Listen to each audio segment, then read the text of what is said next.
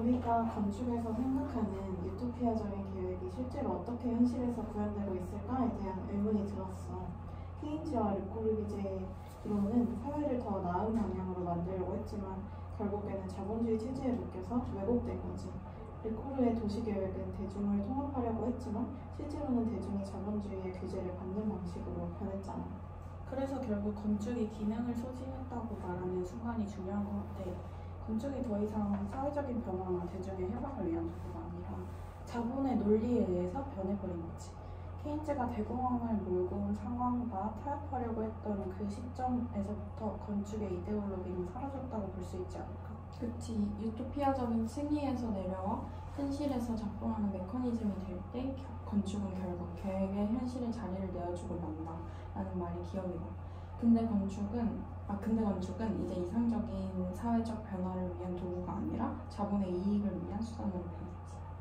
여기서 드는 의문은 정말 건축이나 예술이 사회적인 변화를 이끌어낼 수 있는 도구가 될 수 있는가였어.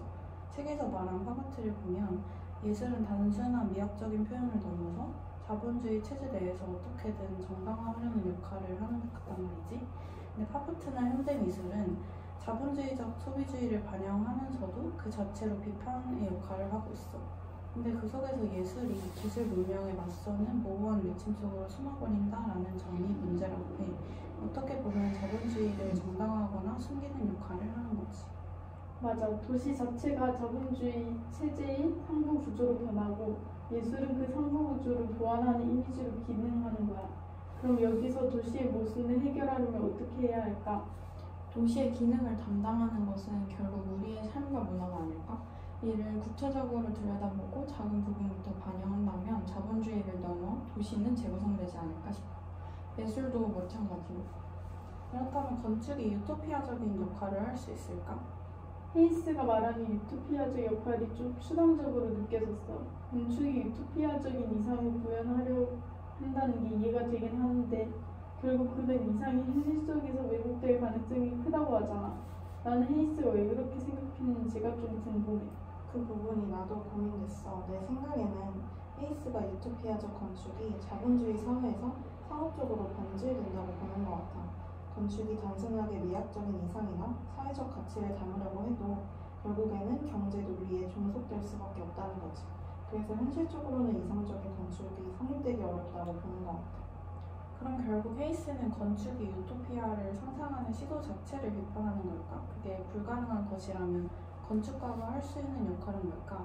그냥 주어진 틀 안에서 작동할 수밖에 없는 걸까? 나는 헤이스가 단순하게 건축의 유토피아를 부정하는 게 아니라 이런 상황을 인식하고 새로운 역할을 고민하라는 메시지를 던지는 것 같았어.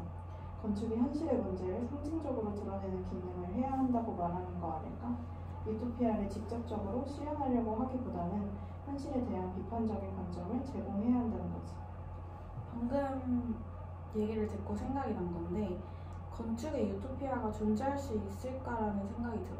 다들 건축에 유토피아가 있을 수 있다고 생각해?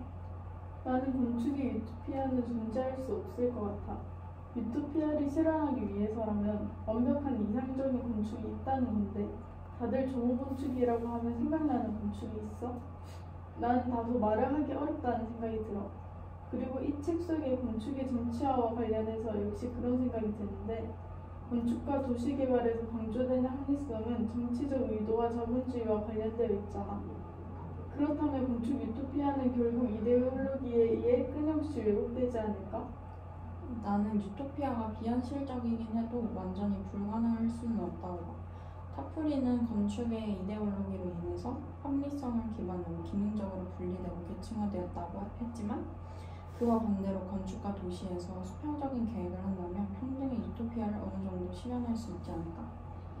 이번 리딩을 읽다 보니 자연스레 한국의 신도시, 혁신도시가 자연스레 떠오르는 것 같아. 맞아, 나도 이번 리딩을 듣고 신도시, 혁신도시에 대해서 검색을 해봤어. 특히나 이런 도시는 자연적으로 발생한 것이 아닌 인공적으로 계획에 의해서 조성이 된 도시잖아. 찾아본 결과 도시를 인위적으로 개발을 할 때 목표와 미래상이 있었고 환경, 주거, 교통에 대한 계획 기준이 있었어. 나도 그걸 봤는데 이러한 내용들이 타프리 저서와 겹치는 게 있는 것 같아. 미래상이 곧 유토피아를 의미하고 기획 기준이 합리성을 대변한다고 생각을 했거든.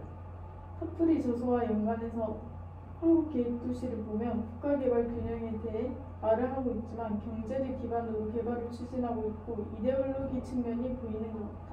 그렇다면 앞으로의 도시 조직이나 구성에 있어서는 어떤 시도가 있어야 한다고 생각해? 나는 일단 도시 구성에 있어서 진보적이라는 것이 키포인트인 것 같아.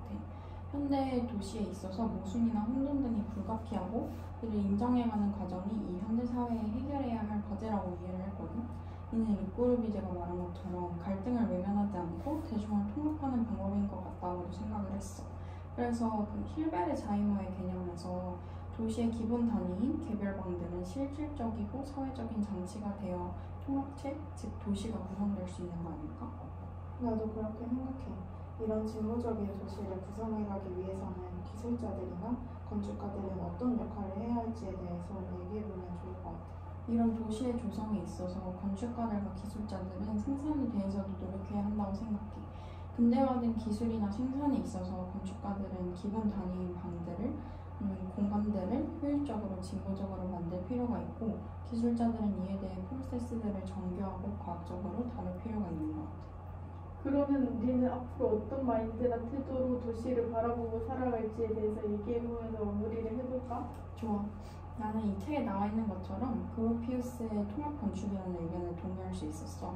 그로피우스는 통합 건축을 내세워서 새로운 형태들을 오브제가 아니라 진정한 프로세스나 메커니즘으로 고려를 했잖아. 이는 도시에 나타나는 새로운 형태들을 공공의 것으로 모두 인정하고 융합하고 진보적으로 여긴다는 점에서 굉장한 의미가 있는 것 같았어. 맞아, 이는 모두 공동체를 구성하는 데에도 중요한 역할을 하는 것 같아. 그리고 책에서 앞서 언급된 피네라지의 의견처럼 대립적인 요소들을 장소 안에 포함시키는 과정을 통해서도 말해볼 수 있을 것 같아. 혼돈이나 갈등도 아방가르드에 의해 새로운 가치로 인정받았으니까 이 또한 진정한 프로세스로 여겨 통합 건축으로 생각해볼 수 있지 않을까? 이는 현 시대를 살아가는 사람들의 자유를 보장하는 데도 큰 의미가 있다고 생각해.